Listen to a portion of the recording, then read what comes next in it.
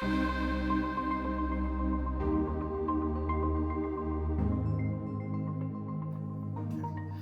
in this section, we're going to be looking at a lot of the medications that you might encounter.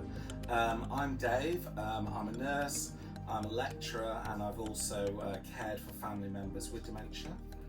I'm Alison, I'm a nurse, a district nurse and a nurse practitioner, and I have a really wonky life really. I spend a lot of time in care homes, sometimes in hospital, and sometimes in people's own homes. So for the last 25 years I've been around people with dementia.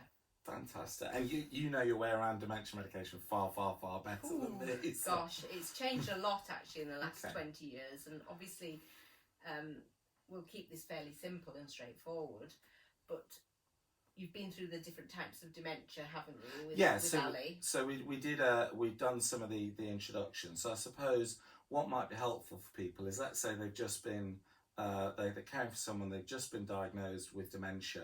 What might be some of the sort of typical medications that they might encounter? So obviously vascular dementia is around the cardiovascular system, it's around the heart, and it's a series of mini strokes, which you've probably discussed, and that isn't medicated. You know, there's no medication that can reverse that or hold it back, because it's a physiological. Okay, so it's the brain, so it's the blood vessels in the brain. Yes, having little strokes, and it just takes that person down a dementia journey. But when we're talking Alzheimer's... So just before we just move off that, but if someone's got vascular dementia, might they be on other medications just around? They might take a small dose of aspirin or clopidogrel just to try and keep their blood thinner and, you know, not clotting. But then with that comes a little bit of risk around bleeding. You know, if they fall over, they might cut themselves, and then the bleeding is harder to stop.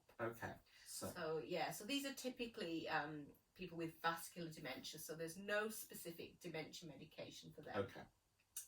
In terms of mild to moderate Alzheimer's, which is where you'd expect to be when you're first diagnosed, there are a number of treatments out there, and they're usually psychiatrist prescribed. So you would see the psychiatrist in memory clinic, and he or she would recommend a treatment, and they would write to your GP, and they would ideally share your care, because these drugs are quite complex and at times quite expensive. So would that be, so you go to the GP might do the initial assessment, we talked a bit about that, then they go to a memory clinic, where would there usually be a consultant psychiatrist there?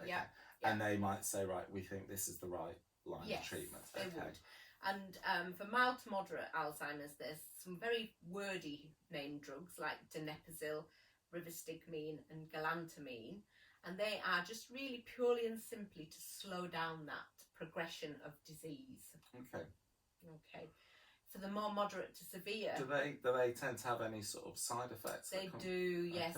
They need to be very carefully initiated and carefully monitored for the first week. And in fact, certainly with the donepezil, we start on a very small dose and then we increase it. And some of the side effects that you've just alluded to are things like falls. You know, so I had a guy that I looked after myself, 6'7" policeman, and his wife rang me up and said he'd gone through the door, and I said, what do you mean he's gone through the door? And he'd literally just gone flat through the door, so there was a head-shaped hole in the door. Fortunately he wasn't hurt, but he'd just taken him off his feet. So we stopped his immediately. It was too much risk, and that's a big thing, looking at the risk, the burden, the benefits. So falls is a biggie. Things like slower heart rates, you've got to have a very robust cardiovascular system to have these drugs, so you will have an ECG and a pulse check, because some of the drugs actually slow down your heart rate. In terms of moderate to severe Alzheimer's disease, there is another drug called memantine, and that's for people that are really moving into the later stages of the disease. And again, that comes with some quite interesting side effects. So what are the things that you'd need to know as a carer if someone's being prescribed this? So you'd need to, perhaps if the person lived alone and you saw them once a week, which is very feasible, I think it would be worth just keeping a check on them a bit more often, making sure they were actually able to understand and take the prescribed medication on time. But just keep a bit of a closer eye on them, check that they're well, check that they're functioning, check that they're eating and drinking, just check that they're safe. Okay. And one of the things we were talking about is what it's like when you're the carer of someone and you're in an appointment with a consultant or with a doctor or with a psychiatrist, and the importance of actually asking those questions and saying things like, are there side effects I need to look out for? Because you'll tend to be aware of them first as a carer. Absolutely. And I would expect that most memory clinics would give carers some sort of information sheets about the drugs and about the side effects and how to care for that person, and also a follow-up. And certainly in the area where I work, we have a number of Band 4 assistant practitioners that would go to the house to do that follow-up before they moved up to the next dose level. So how often would someone typically have a follow-up then if they've been newly prescribed? Is it? I think probably fortnightly initially. I would hope so. I mean, there will be some best practice NICE guidelines around that, but obviously it's open to different interpretations. Okay. So are there any other medications that kind of somebody's may well be on if they've got dementia? Yeah. I mean, obviously dementia can go off in lots of different directions, you know, with symptoms around depression, challenging behaviour, hallucinations, and all those are sort of symptoms of an advancing dementia. And you will find, perhaps as people that you look after move through the journey of dementia and into different care settings, that they might need something to help them sleep, something to stop them feeling so sad, because some people are very aware that they're in a transition and are leaving an active, fulfilling life and changing, and that causes them to be depressed. And then sadly, in some of the big nursing homes where I work, we look after people there that have actually been under Mental Health Act section, and they are prescribed antipsychotic medication because their behaviour is so challenging and so distressing that they really do need to be almost sedated. But it would be very rare to have those sort of people with that level of need at home. One of the things I would imagine is that people can easily end up on a large cocktail of different medications and different pills. And what are some of the challenges in managing that? Oh gosh, obviously in the early stages, you know, everybody should be having at least an annual medication review by their GP. Some practices do it around their month of birth so that they're automatically recalled. They would have blood tests, blood pressure.